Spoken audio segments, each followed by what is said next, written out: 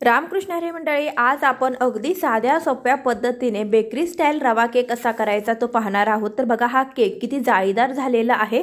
जास्तीचं कोणतेही साहित्य न वापरता घरगुती साहित्यामध्ये हा केक बनतो आणि अगदी बेकरीलाही मागे सारेल असा हा केक बनलेला आहे। छान जाळी सुद्धा सुटलेली आहे।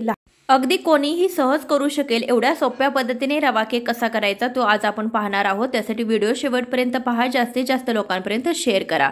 एक मिक्सरचं भांडं घेतलेलं आहे, त्यामध्ये मी ते 1 कप इतका बारीक रवा घेतलेला आहे। सर्व साहित्य एकाच भांड्याने मोजून घ्यायचं, तुम्ही 1 वाटी देखील घेऊ शकता।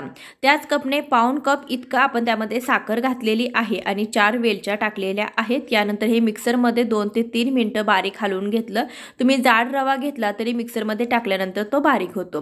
मिश्रण चाळणीमध्ये काढून घेतलं आणि त्यामध्ये 1 कप इतका आपण मैदा घातलेला आहे। मैद्याऐवजी तुम्ही गव्हाचं पीठ देखील वापरू शकता। हे सर्व मिश्रण चाळणीने चाळून घ्यायचंय, म्हणजे आपला केक जो आहे तो जास्त छान फुगतो आणि त्याला जाळी देखील चांगली सुटते। याशिवाय आपण जे बारीक केलं त्यामध्ये वेलचीचे, साखरेचे जर कण असतील तर ते देखील निघून जातात। त्यासाठी चाळून घेणं आवश्यक आहे। कोणताही केक बनवताना तुम्ही पीठ जर चाळून घेतलं तर जो केक आहे तो चांगला फुगतो। आता आपण यामध्ये 2 टीस्पून इतकी बेकिंग पावडर घेतलेली आहे आणि 1 टीस्पून इतकं आपण बेकिंग सोडा घेतलेला आहे। आता यामध्ये चिमूटभर अगदी मीठ टाकायचं आहे। त्यामुळे काय होतं, आपल्या केकला चव ही खूप छान येते। रवा केक असल्यामुळे त्याला एक वेगळी चव तयार होते। यानंतर आपण हे सुकं जे पीठ आहे तर ते व्यवस्थित मिक्स करून घेतलं आणि त्यानंतर त्यामध्ये दूध घालून घेऊया। तर दूध इथे मी 1.5 कप इतकं घेतलेलं आहे। वाटीने देखील मोजू शकता, फक्त अचूक माप मी सांगितलेलं आहे। या पद्धतीने तुम्ही जर सर्व साहित्य घेतलं तर तुमचा केक हा कधीच फसणार नाही। व्यवस्थित मिक्स करून घेतलं, एकाच दिशेने आपल्याला मिक्स करायचं आहे, म्हणजे आपला केक आहे तर तो जास्त फुगतो। यामध्ये अर्धा कप इतका आपल्याला तूप घालायचं आहे। तर अर्धा कप तूप घेतले। तूप नेहमी वितळवून घ्या, तुपाऐवजी तुम्ही तेलाचाही वापर करू शकता, परंतु तेल हे वासाचं घ्यायचं नाही, वास नसलेलं तुम्ही तेल घेऊ शकता। तर इथे तूप व्यवस्थित आपण या पिठामध्ये मिक्स करून घेतलेलं आहे। केकचं बॅटर तयार आहे। केक बनवण्यासाठी तुम्ही एखाद्या केक टिनचा वापर करू शकता किंवा पातेल्यामध्ये, कुकरच्या डब्यामध्ये देखील केक तुम्ही बेक करू शकता।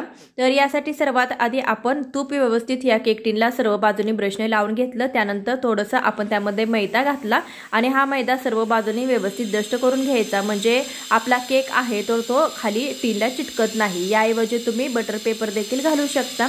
यामध्ये आपण बनवलेलं केकचं बॅटर घालून घेतलं। तर केकचं बॅटर बघा, याची कन्सिस्टन्सी कशी आहे, जास्त पातळ नाही किंवा जास्त घट्ट नाही। 2 ते 3 वेळा जमिनीवरती टॅप करायचं, म्हणजे यातली हवा जी आहे तर ते निघून जाते। केक व्यवस्थित फुगतो, कुठे कमी कुठे जास्त असा केक फुगत नाही। गॅसची फ्लेम कमी ठेवायची, त्यामध्ये मोठ्या आकाराचं पातेलं, कढई तुम्ही ठेवू शकता।